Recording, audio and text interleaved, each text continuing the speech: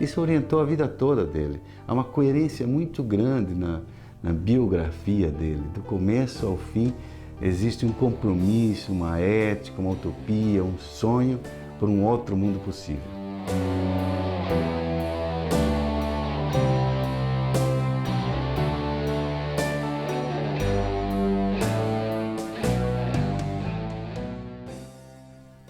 Paulo Freire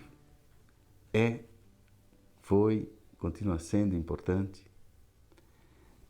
porque ele despertou nas pessoas a crença de que era possível mudar o mundo. Isso o tornou insubstituível como educador.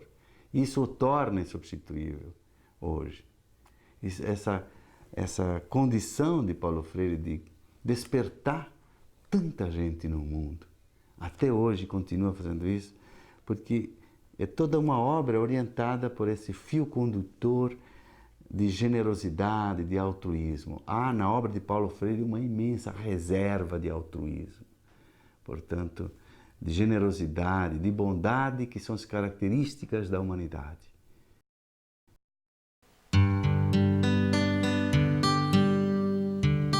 Filho de Joaquim Temístocles Freire, sargento do Exército, e Edeltrudes Neves Freire, dona de casa, Paulo Regulus Neves Freire nasceu no dia 19 de setembro de 1921, em Recife, Pernambuco. Paulo Freire aprendeu a ler com os pais, à sombra das árvores do quintal. Sua alfabetização partiu de suas próprias palavras, palavras de sua infância, de sua prática, de suas experiências como criança. Cedo, Paulo Freire sentiria um mal que assolava milhões de brasileiros: a fome. A crise de 1929 obrigaria a família Freire a mudar-se para Jaboatão, a 18 quilômetros de Recife. Aos 13 anos, Paulo perde o pai. Com isso, seus estudos secundários foram adiados. Só voltaria para o então ginásio com 16 anos, quando seus colegas tinham 11 ou 12. Mas, vivendo em Jaboatão, correndo pelos campos, jogando futebol, Paulo se encontrava com filhos de camponeses e operários que moravam em morros e córregos. Essas experiências foram moldando em Paulo Freire uma forma diferente de pensar e se expressar, que era a sintaxe popular, a linguagem popular. Paulo Freire queria muito estudar, mas as condições econômicas não o permitiam. Paulo tentava ler ou prestar atenção, mas a fome dificultava. Mais uma vez, a experiência lhe ensinava a relação entre classe social e conhecimento. A situação melhorou quando seu irmão mais velho começou a trabalhar. Paulo começou a ir melhor na escola. Seu interesse por linguagem, gramática e filosofia foi crescendo. Ao final do antigo colegial, Paulo já lecionava gramática. Paulo Freire ingressou na Faculdade de Direito do Recife. Nesta época, conheceu Maria Elza Maia Costa de Oliveira, professora primária, alfabetizadora, com quem se casou em 1944. Freire, com 23 anos, trabalhava como professor secundário. Foi Elza quem o estimulou a se dedicar aos estudos de forma sistemática, chegando mesmo a colaborar no método que o tornou conhecido. Com ela, teve 5 filhos.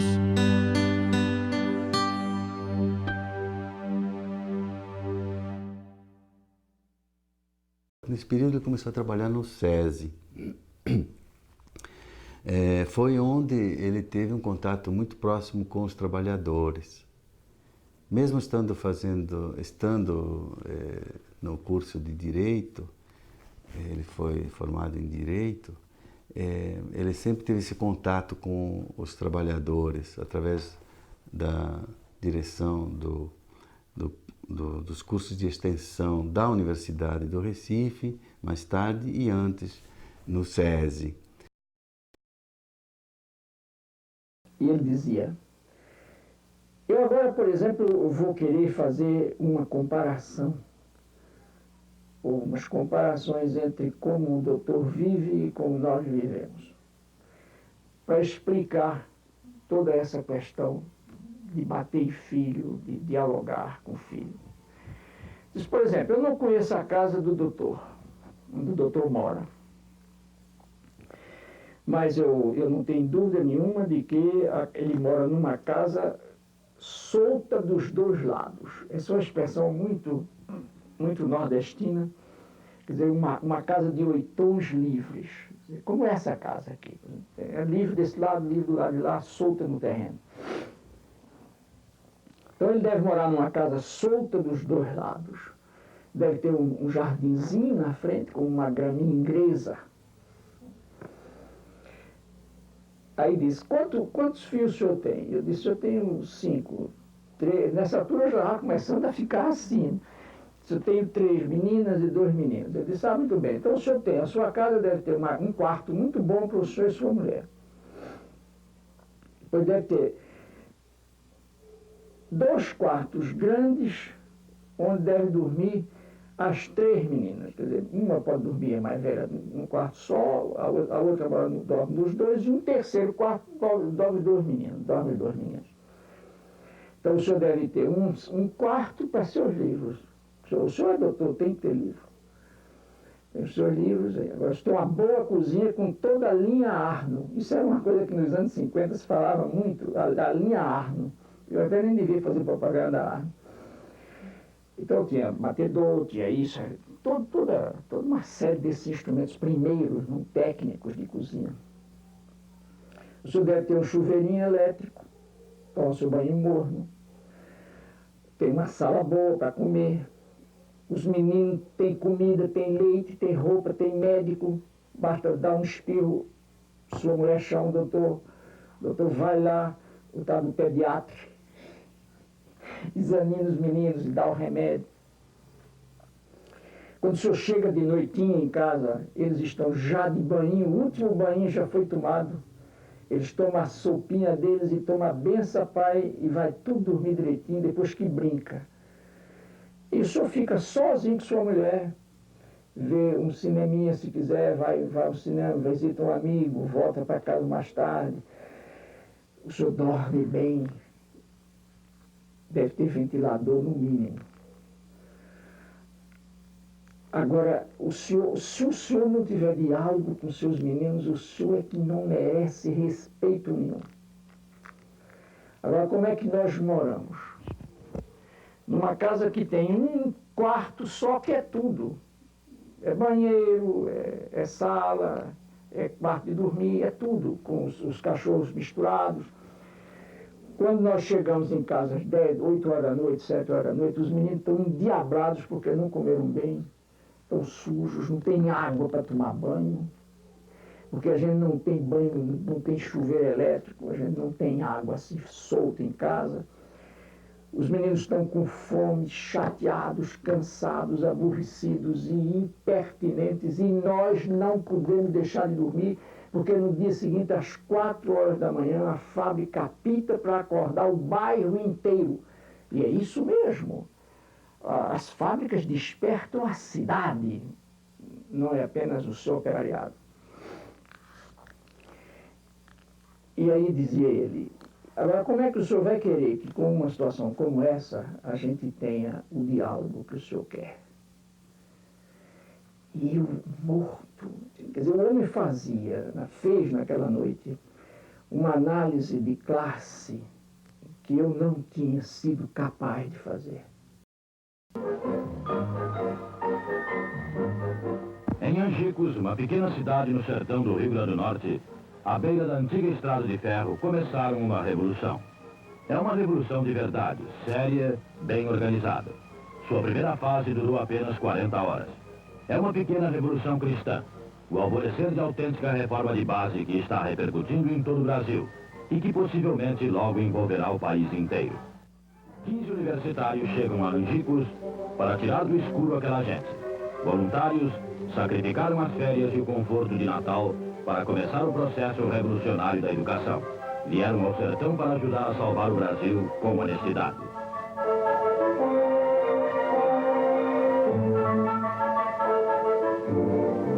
Convocaram os alunos e explicam que é possível ler e escrever com apenas 40 horas de aula e sem cartilha. Integraram-se no grupo, ouviram os seus problemas, recolheram um vocabulário básico da região, instalaram as salas de aula nas casas maiores Trouxeram cadernos, lápis, lampiões de querosene e também ânimo e a verdadeira esperança. Em Angicos, Rio Grande do Norte, Paulo Freire realizou uma notável experiência de alfabetização de adultos. 300 trabalhadores rurais foram alfabetizados em 40 horas. Do sucesso desta experiência, resultou o convite de Paulo de Tarso Santos, ministro da Educação do governo de João Goulart, para que Paulo Freire implantasse um programa nacional de alfabetização de adultos.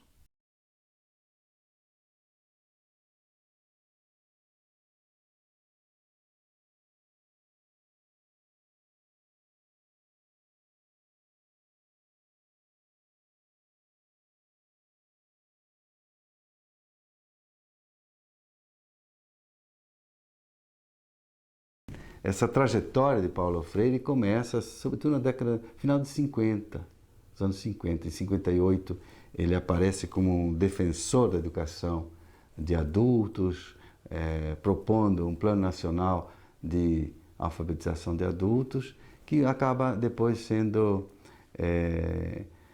implantado no governo João Goulart. Ele foi chamado para implantar um plano nacional de alfabetização de adultos. Isso foi já em 63 e, é claro, com o advento da ditadura, com o golpe militar de 64, ele foi exilado,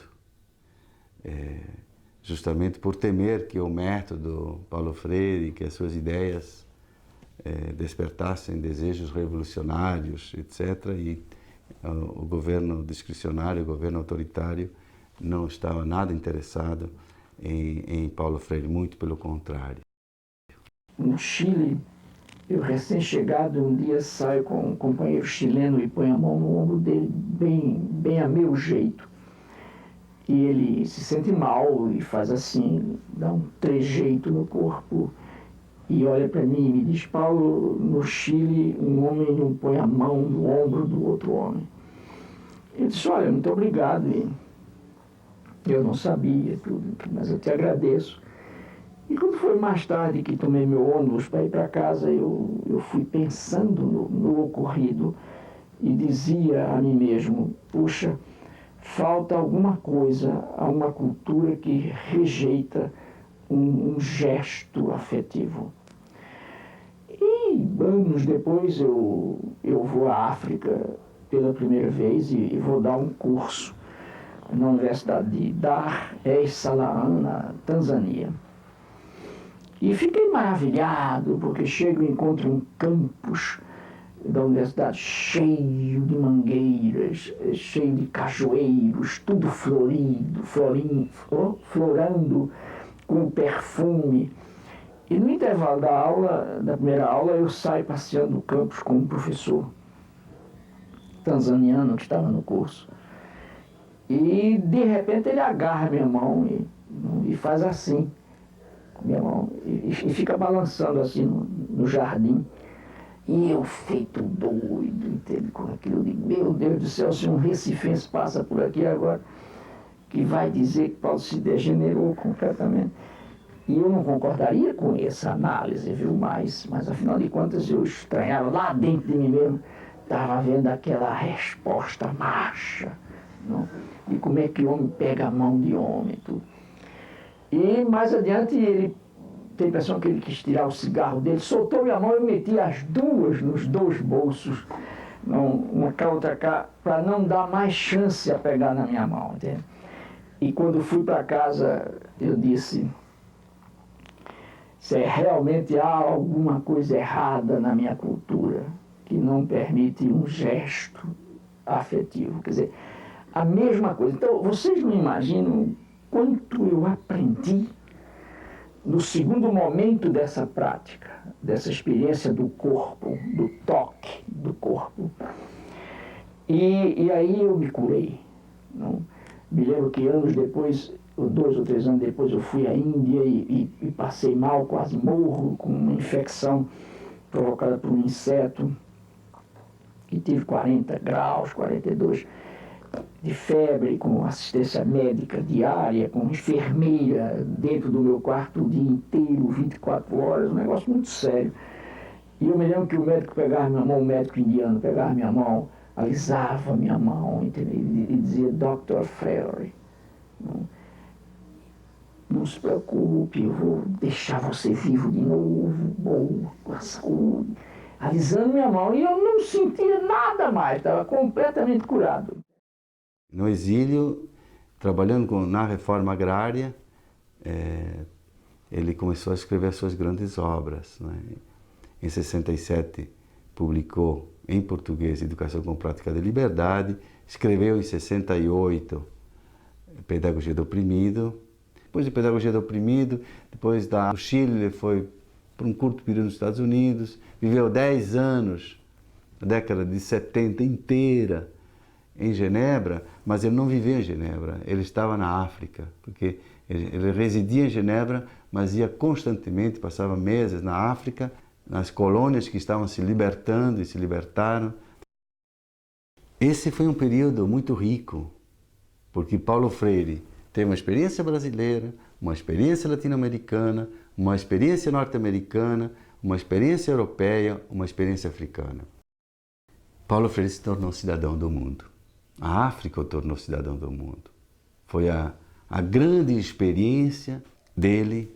E dizem até que o livro Cartas à Guiné-Bissau é mais importante do que Pedagogia do Oprimido. Alguns defendem isso, porque é o momento em que Paulo Freire aproveita essa imensa experiência de mundo e trabalha como reerguer a educação e o sistema de educação, trabalha as ideias dele na prática. Claro que sempre trabalhou na prática, Paulo refletia a prática o tempo todo, mas é um momento de maturidade de Paulo Freire. Ele reescreve a Pedagogia do Oprimido, a Pedagogia da Esperança, que é uma releitura da Pedagogia do Oprimido, Cartas a Cristina, e aí ele começa a escrever livros na década de 80, dialogados. Ele não queria escrever só ele queria aí escrever com os outros. O que eu buscava já naquela época, nos anos 50, era uma crítica à educação brasileira e até não só brasileira. E aí, obviamente, que eu incluía nessa crítica a crítica ao formalismo mecanicista das práticas da alfabetização de adultos.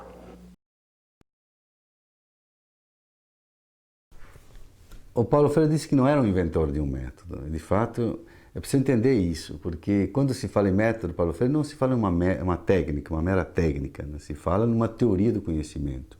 E é uma teoria do conhecimento embasada numa antropologia, isto é, o método, a originalidade do método decorre exatamente de que esse método foi inventado, foi construído por Paulo Freire a partir de uma visão de mundo, a partir de uma visão de ser humano. Como é que o ser humano aprende? Essa é a primeira pergunta que a gente faz. Por que aprende? O ser humano aprende por sucessivas aproximações a um objeto. E ele fica sempre como ser aprendente porque o objeto sempre revela as coisas novas. Tem sempre dimensões que escapam à primeira vista. Então o método é um método que revela esse processo. E como é que Paulo trabalhou as categorias desse método? Então, é preciso ter claro que são 3 momentos do método, né? Eu vou explicar em duas fases esses 3 momentos.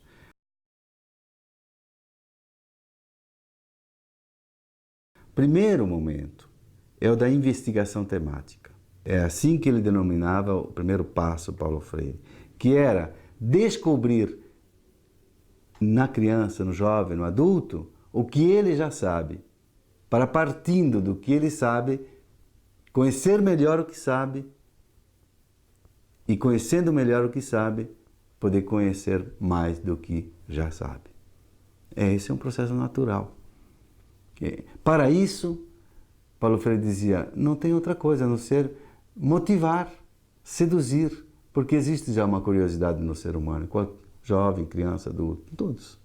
Ele não se aplica só a adultos, não é um método de educação de adultos. Segundo momento é o momento da tematização. Isto é, nós vamos descobrir o significado dessas palavras e temas geradores que no primeiro passo nós descobrimos, conversando, dialogando com os educandos. Então, é uma tarefa interativa, educador-educando, porque quem constrói conhecimento é o educando, é um sujeito. Então, não é o educador é aquele que incentiva, é aquele que coordena, que ajuda, não é? Que testemunha a importância do conhecimento e o outro, então, se motiva para desabrochar o seu próprio conhecimento e construir o seu conhecimento. Paulo Freire é um construtivista, nesse sentido, um construtivista crítico, mas um construtivista. Nesse segundo momento, há então o processo de codificação e decodificação da palavra geradora, do tema gerador, e isso nós chamamos de tematização. Paulo Freire chama de tematização. O terceiro momento é o momento da problematização, isto é, descobrir o significado, o sentido daquele conhecimento para a minha vida, para a vida de todos. Portanto, é um momento também de conscientização, é um momento privilegiado da conscientização ou da problematização. E isto é radicalmente contrário à visão tradicional de conhecimento, que conhecimento é apenas para você se enriquecer como sujeito, para depois você se vender no mercado de trabalho porque você tem um diploma melhor do que o outro, porque você sabe melhor do que o outro. Quer dizer, essa visão capitalista do conhecimento Paulo Freire não tinha. Ele tinha uma visão extremamente solidária, libertadora do conhecimento, uma concepção emancipadora do conhecimento. Então, nesse terceiro momento, que é o da problematização, né, ele leva ao engajamento, ao compromisso, e não à pura contemplação das ideias. Paulo Freire levou tudo isso, começou em 60, na década de 60, até antes, no final da década de 50, mas ele foi levando isso ao longo da vida e ele foi falando até com outros termos depois, esses três momentos. E nós poderíamos pensar o método em três momentos que resgatassem esses três momentos da primeira intuição de Paulo Freire, mas a leitura de tudo que Paulo Freire produziu depois. Então, eu fiz uma elaboração um pouco diferente, mas é o mesmo processo, é o mesmo método. O primeiro momento é o momento da leitura do mundo. Eu acho que hoje se trabalha muito mais, o Instituto Paulo Freire e os freirianos do mundo trabalham muito mais com essa categoria de leitura do mundo. Quer dizer, e Paulo Freire até tem um livro, Leitura do Mundo, Leitura da Palavra, né, que trabalha muito essa questão da leitura do mundo, que é a essência do método. E a leitura do mundo serve para quê? Ela serve para me aproximar do mundo e retirar desse mundo lido os elementos que servem para a minha vida e a vida dos outros. E para isso não precisa muito, precisa apenas de curiosidade epistemológica. É o que Paulo Freire dizia. Ele tinha lido Habermas, que não tinha lido na década de 50. No final da vida tinha lido Habermas, e Jürgen Habermas falava na sua teoria de conhecimento de que o interesse precede o conhecimento. Quer dizer, antes de conhecer, eu me interesso por. E o Paulo Freire dizia, antes de conhecer, eu sou curioso, porque todo ser vivo é curioso. Ele dava até um exemplo de uma planta, que é um ser vivo, que se você coloca em um lugar escuro, ela se torce até deforma para poder procurar a luz, que ela necessita de luz. E, portanto, ela é curiosa de luz como ser vivo, porque ela necessita. Isso é muito importante. Paulo Freire partia das necessidades populares. Quer dizer, a partir daí é que eu construo o conhecimento. A partir do projeto de vida das pessoas.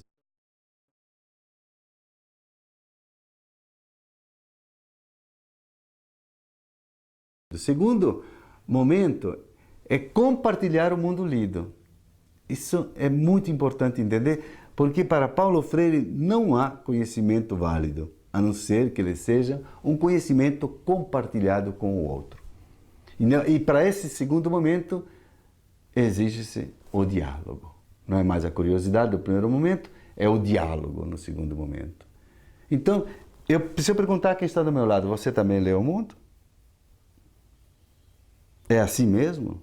Nós coincidimos, estamos coincidindo, isso é amarelo, isso é verde, isso significa aquilo, aquilo outro. Então, há um diálogo, se estabelece uma troca, para ver se a minha leitura do mundo está correta. E Paulo Freire tinha lido Thomas Kuhn sobre os paradigmas científicos. E Thomas Kuhn dizia, só é conhecimento válido, só existe uma lei, quando um colegiado, um conselho, um conjunto de cientistas afirma que aquilo é lei. Então, mais do que a legitimidade, a validade de um paradigma científico se dá quando um conjunto de cientistas pensam daquela forma. Então, aqui para Paulo Freire diz, a validade do meu conhecimento, ele é dado socialmente, porque eu posso me equivocar, eu posso estar errado, a minha leitura do mundo pode estar errada. Então, eu necessito, para que ele seja válido o conhecimento, compartilhar com o outro e construindo com o outro.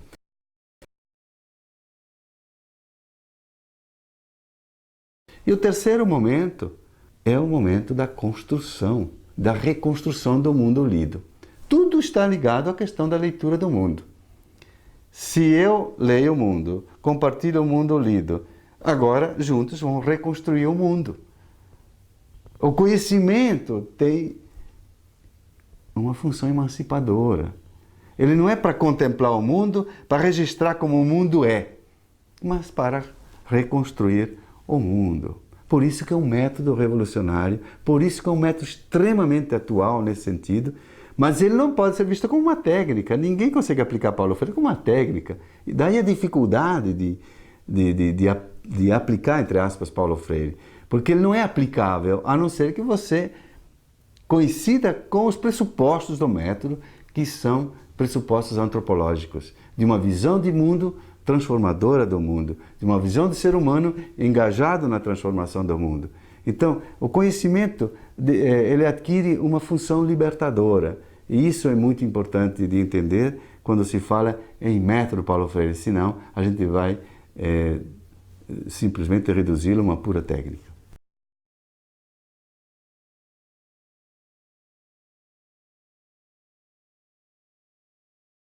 Paulo Freire afirma que existir humanamente é pronunciar o mundo, é modificá-lo.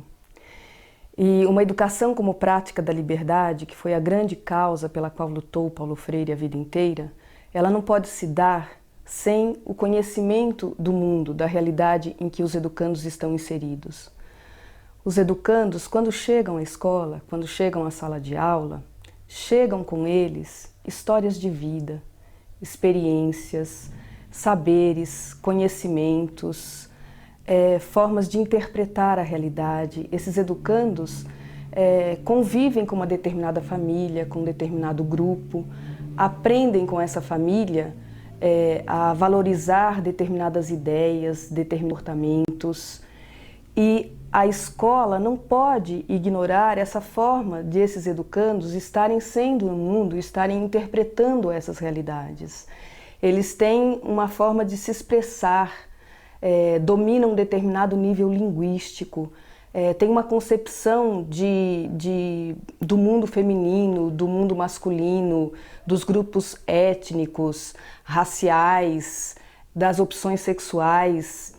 E a escola não pode estar alheia a essa forma de pensar, de interpretar a realidade que esses educandos trazem.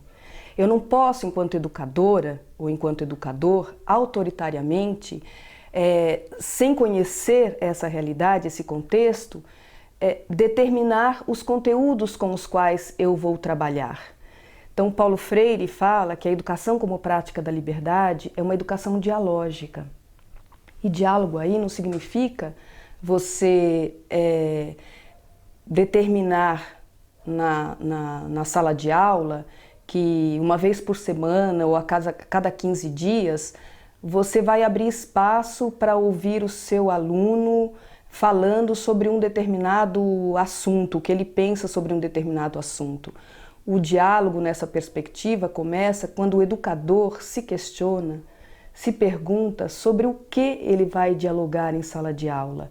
Ou seja, o diálogo começa aí quando o educador pensa no conteúdo programático, com que conteúdos ele vai trabalhar em sala de aula. E esses conteúdos partem desse estudo, desse conhecimento, dessa leitura do mundo, desse contexto em que os educandos estão inseridos. Na nossa experiência com as escolas de Osasco, antes de sairmos a campo para fazer o levantamento desses dados, muitos dos dados a gente levanta na própria sala de aula, em conversas, entrevistas, desenhos, pesquisas com os alunos. Outros dados é preciso que a gente saia, visite a comunidade, entreviste as famílias, converse com os pais, com os moradores. Então, essa investigação, ela também é dialógica. Ela necessariamente deve envolver todos os segmentos que fazem parte do processo educativo. Não é uma investigação do educador sobre a realidade em que o educando está inserido. É uma investigação da qual fazem parte pais, alunos, professores, funcionários e a própria comunidade.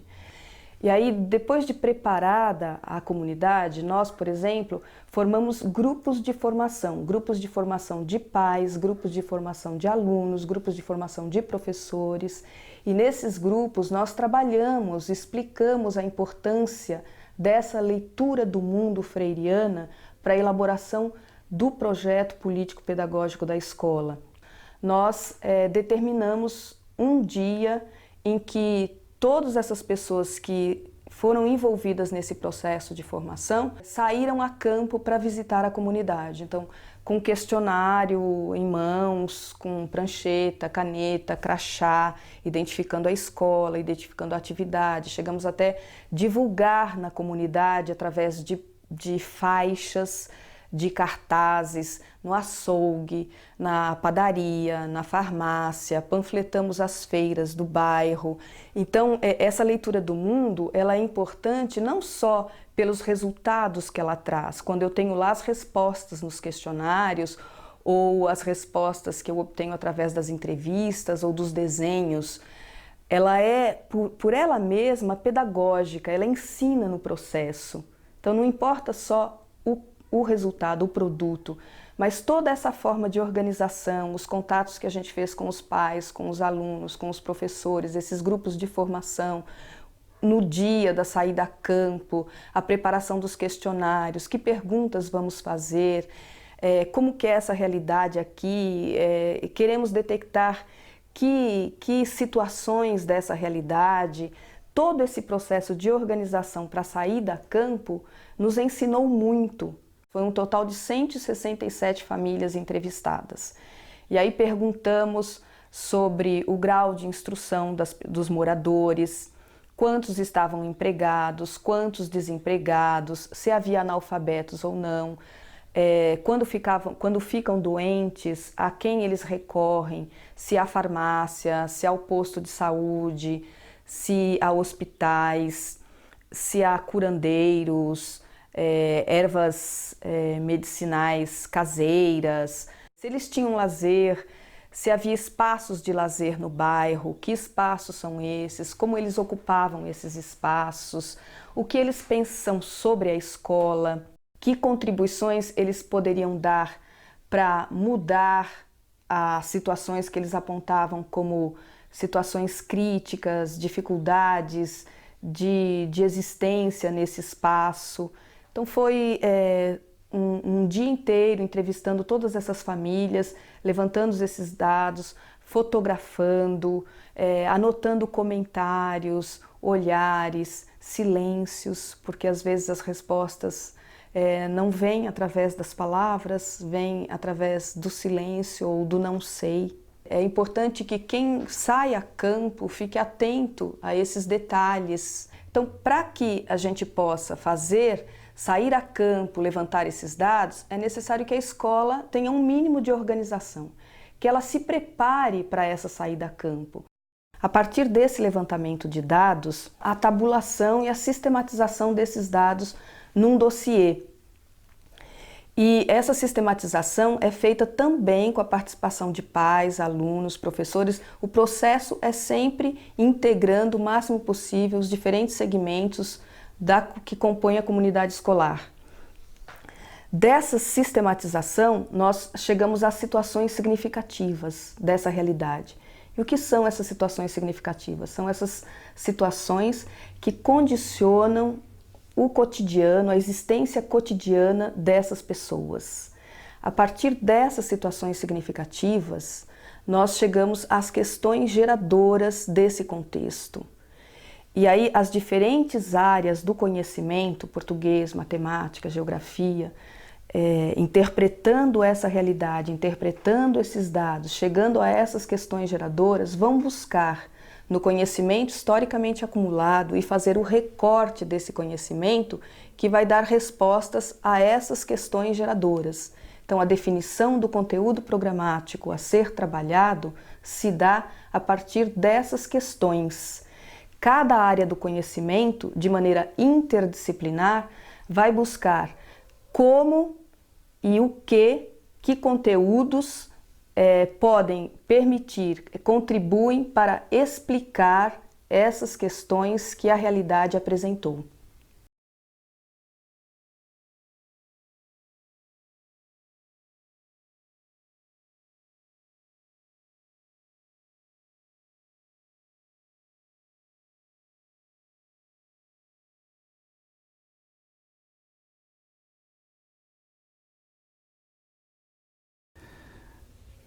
Eu fui professor de História e Filosofia da Educação durante 22 anos. E durante esses 22 anos fui anotando, como todo professor faz, as coisas mais bonitas que aprende e tal. E nesse percurso todo eu fui anotando definições de educação. Eu sempre fui curioso disso. E eu acho que a definição melhor, não é porque estou falando de Paulo Freire, né? Mas a melhor definição de educação é do Paulo. Quando ele dizia que educar-se é impregnar de sentido cada ato cotidiano. Ele usava até a expressão encharcar. Ele era muito epidérmico, Paulo, né? Encharcar de sentido. Molhar de sentido. Quer dizer, a gente só aprende mesmo quando aquilo que está aprendendo é significativo para a gente. Nós não aprendemos nada que não seja importante para nós. Aí podemos até aprender por imposição, mas nós vamos esquecer. E faz bem esquecer. Faz bem à saúde esquecer coisas ruins que a gente aprende por obrigação, né? Então, acho que essa definição, para mim, me satisfaz muito. Quer dizer, eu me educo apenas no momento que aquilo que eu estou aprendendo, me relacionando, porque os conteúdos não são só curriculares, do saber científico, técnico. Existem conteúdos atitudinais, conteúdos das pessoas, das relações. E Paulo Freire fica muito atento a essa coisa das atitudes. Não é um palmo de conhecimento que me faz diferente, são atitudes que eu posso ter com os outros, que me faz um ser educado, não é?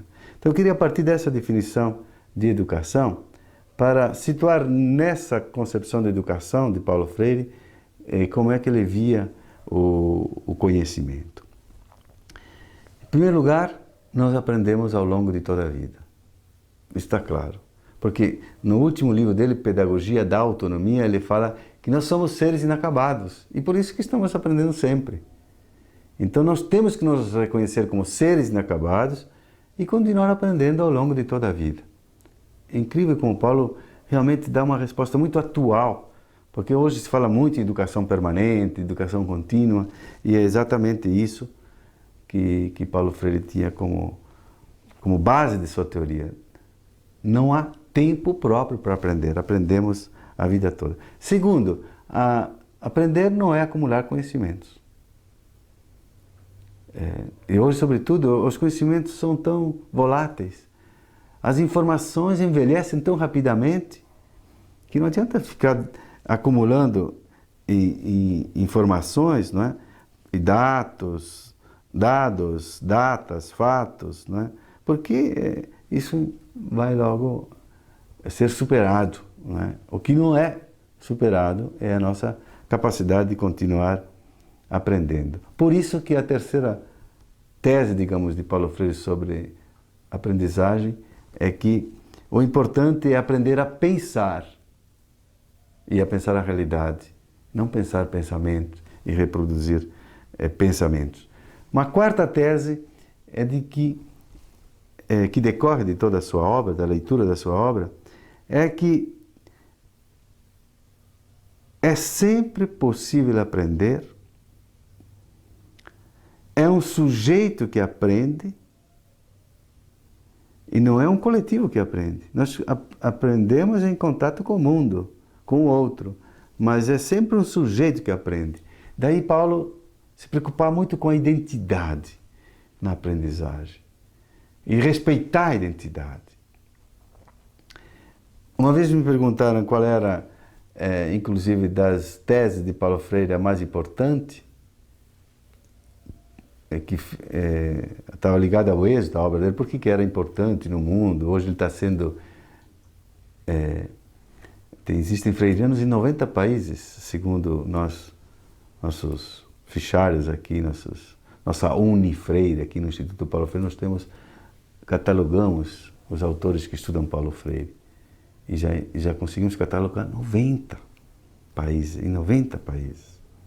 Por que ele foi importante e atraiu, houve ressonância nesses outros educadores, esse pensamento de Paulo Freire? Justamente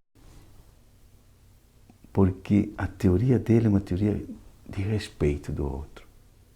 Paulo Freire não... Mesmo a teoria é muito próxima da vida dele também, quer dizer, você tem em Paulo Freire uma coerência absoluta entre a teoria e a prática. Por isso que ele era um ser também que respeitava o outro, que não humilhava o outro, que não estressava o outro. E a sua teoria também é uma teoria que tem um respeito profundo pela identidade do outro. E hoje, nesse momento em que existe tanta dificuldade de diálogo no mundo, né, porque há guerras, há todo um conflito que está se armando no mundo o tempo todo, parece que estamos sempre querendo encontrar um inimigo e separando o bem do mal. E Paulo Freire nos dá uma teoria que nos orienta, que é a teoria do diálogo, do respeito pelo outro. Então, o aprendiz é um sujeito e tem que ser respeitado na sua própria identidade. Se ele não tem identidade, se não tem autoestima por ele mesmo, dificilmente ele aprende. Então, isso faz parte da teoria do conhecimento dele. E, finalmente, uma última tese. Só aprendemos quando aquilo que estamos aprendendo faz parte do nosso projeto de vida. A relação entre Paulo Freire, vida e conhecimento, em Paulo Freire, é muito importante. Aprendemos, realmente, se a escola, de certa forma, prolonga o meu projeto de vida como estudante, eu consigo me identificar muito com a escola. A escola consegue ser prazerosa para mim e, nesse prazer, eu aprendo. Então, se educar é impregnar de sentido na nossa vida, o educador é quem? É o profissional do sentido. Então, uma consequência lógica que eu tiro daí é um profissional que orienta, que ajuda, que nesse mar do conhecimento, porque há espaços de conhecimento hoje múltiplos, a escola é um deles, né? Mas a escola tem um específico. E tem um profissional específico que é um profissional do sentido, que dá sentido, que constrói sentido.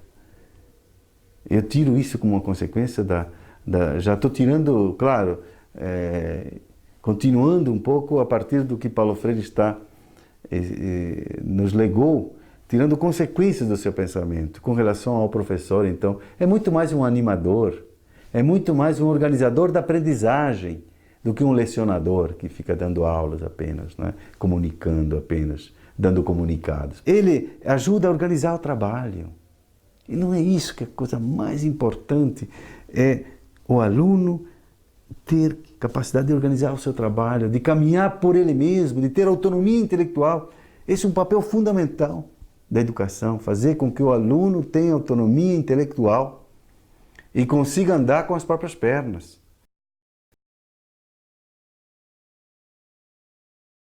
Se a escola de Paulo Freire é uma escola cidadã, ela é uma escola que ensina para e pela cidadania. Isto é, para a cidadania, para formar um cidadão que controle o mercado, que controle o Estado, que diga a sua palavra, que participe profundamente da construção de uma nova sociedade. Portanto, o cidadão pleno, não um cidadão puro consumidor, como querem os neoliberais querem nos colocar, que um bom cidadão é aquele que controla os seus direitos de consumidor. Não é por aí.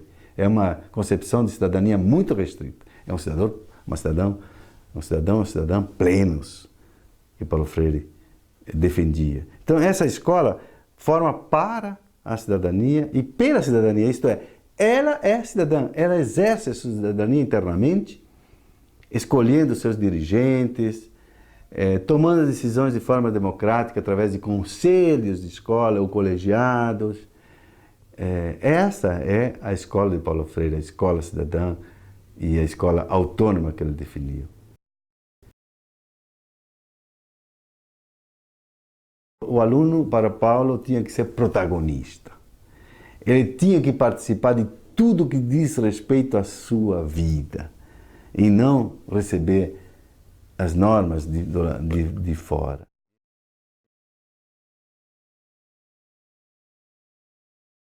Infelizmente, eu acho que o sistema é o que mais segura a introdução dessas ideias nas escolas. Quer dizer, freia. Ela é um peso morto da história, esse sistema que nós temos. Um sistema arcaico, um sistema que não incita as pessoas para o aprendizado. Por isso que mais de 80% dos jovens, das crianças, não gostam de ir à escola, segundo pesquisa recente. Alguma coisa está errada, porque a escola, como espaço de aprendizagem e de vivência dos valores humanos, devia ser uma coisa prazerosa para nós alunos, para nós professores. Então, há alguma coisa no sistema, que é um sistema extremamente burocrático, hierarquizado, que não permite a liberdade e a construção da liberdade. Por isso que o sistema sempre tem dificuldade em aceitar Paulo Freire.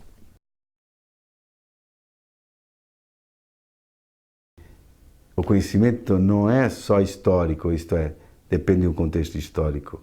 Não é só epistemológico, isto é, o conhecimento ele está ligado a uma ciência, uma teoria das ciências, né? Um episteme. Né? O conhecimento não é só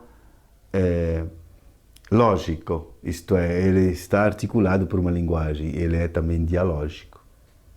Isso Paulo Freire trabalhou muito, essa dialogicidade do conhecimento. E no diálogo a gente constrói e muda o mundo. Na opressão, na relação puramente unilateral, que a escola tradicional ela é sempre unilateral, de cima para baixo, e ela sempre procura incutir ideias, doutrinar. Ela é doutrinadora, a escola tradicional.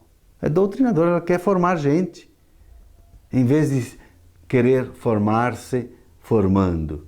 É dialético. A dialética é revolucionária e transformadora. E Paulo Freire é um dos pensadores dialéticos. Não é?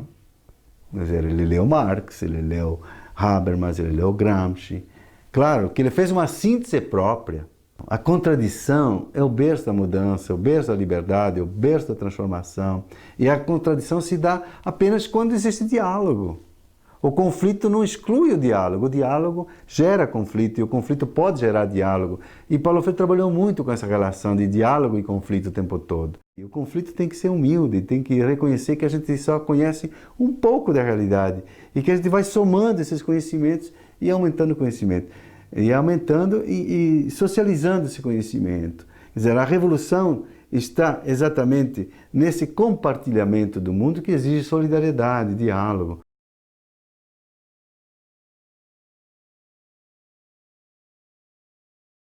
A educação é política da sua própria natureza intrínseca, ela é política. Mesmo aqueles que dizem que ela não é política, eles estão afirmando uma certa posição política, ideológica, histórica. E isso não pode ser retirado da teoria da aprendizagem, teoria do conhecimento de Paulo Freire, porque faz parte intrínseca. Ele dizia sempre que a gente conhece a favor de e contra, a favor de alguém e contra alguém. Né?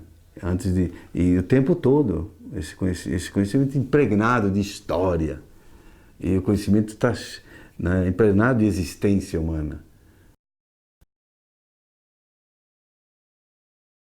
A solidariedade é uma condição de sobrevivência. Não haverá futuro sem solidariedade, porque nós temos capacidade de destruição muito grande. O conhecimento também serviu para destruir o planeta, para produzir um modo de produção de existência no planeta insustentável, que é o modo de produção capitalista. E Paulo Freire, no último livro, Pedagogia da Autonomia, exatamente insiste nesse ponto.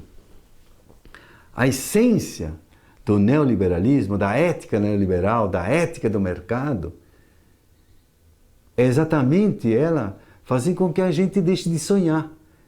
E dizer, não, esse é o único mundo possível. Não existe mais nada. Esse, o mercado, do jeito que a gente é possível só esse mundo. Então, esses sonhadores que sonham no mundo de igualdade, de solidariedade, esses são sonhadores, diz o neoliberal. O Paulo Freire, exatamente, ele se insurge contra isso, e a sua pedagogia é anti-neoliberal, justamente porque ela reafirma a capacidade do ser humano de mudar, inclusive pela educação. A educação não pode fazer tudo, dizia o Paulo, mas ela pode ajudar a melhorar esse mundo que está aí. E nós, professores, estamos vendo que temos tanta dificuldade em fazer com que as crianças e jovens aprendam. É porque, às vezes, esquecemos que enquanto o motorzinho não estiver ligado, da curiosidade que falava Paulo Freire, do diálogo de que falava Paulo Freire, né? Se não estiver ligado, não adianta. Não há eletricidade, não há energia. Que, no fundo, é isso que é a base do conhecimento, essa energia humana, essa capacidade da gente poder entender por que a gente está vivendo nesse mundo e o que nos cerca, esse mundo que nos cerca, que é tão rico e maravilhoso, tão complexo, que nos deixa sempre abismado. Quanto mais conhecemos, maior é o campo da ignorância nossa. Descobrimos que é maior o campo da ignorância. E essa humildade diante do conhecimento e do mundo deve ser despertada por um professor que é educador na perspectiva freiriana. Paulo Freire sabia que o nome dele era maior do que ele enquanto pessoa. Por isso que em inúmeras homenagens ele ia dizer o seguinte: eu agradeço a homenagem, mas eu estou recebendo essa homenagem porque defendo certas ideias, porque defendo a escola pública, porque defendo uma relação pedagógica generosa entre as pessoas, porque defendo uma causa. E esta causa que vocês estão homenageando. O dia que eu abandonar a causa, vocês podem caçar o título de doutor honoris causa que eu recebo, o título, a homenagem que vocês estão me prestando. E eu acho que é isso que é muito importante em Paulo Freire. É a causa. E que está na pedagogia do oprimido. Escrita, foi a primeira intuição importante. Quando Paulo Freire pega o oprimido e coloca no palco da história. Ele dá a vez e a voz que as elites nunca lhe deram na pedagogia tradicional. E é esse que é a nossa missão.